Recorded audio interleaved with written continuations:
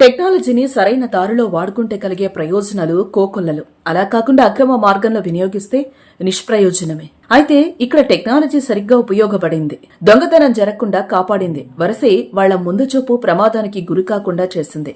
విషయంలోకెళ్తే ఖమ్మం జిల్లా సత్తుపల్లి పట్టణంలో జరిగిన ఓ ఘటన మంచి ఫలితాన్నిచ్చింది. దొంగతనం చేయడానికొచ్చిన దొంగకు వింత అనుభవం ఎదురైంది.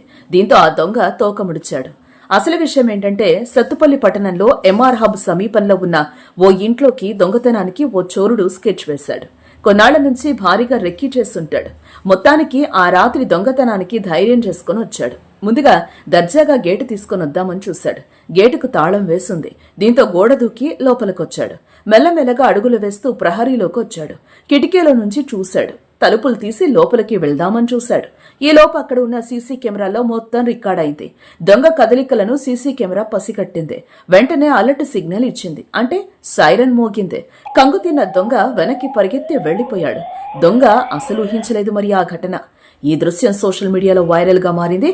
ఇప్పుడొస్తున్న సీసీ కెమెరాలు మరింత టెక్నాలజీతో పనిచేసేవి అందుబాటులోకి వచ్చాయి. ఆ ఇంటికి అలాంటిదే, అంటే 360 డిగ్రీస్ సీసీ కెమెరా ఫిట్ చేశారు. అంటే సాధారణంగా గేటు తీయకుండా వచ్చేవారిని దొంగలుగా పరిగణిస్తాయి.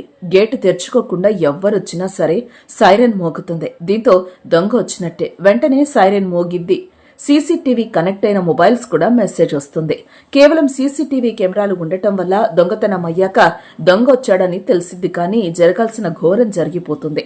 కానీ అసలు దొంగతనమే జరగకుండా ఈ సైరన్ అలర్ట్ కాపాడుతుంది అనటానికి ఇదే ఉదాహరణ. సో ఫ్రెండ్స్, ఈ టెక్నాలజీ మనకు కూడా చాలా ఉపయోగకరమే కదా.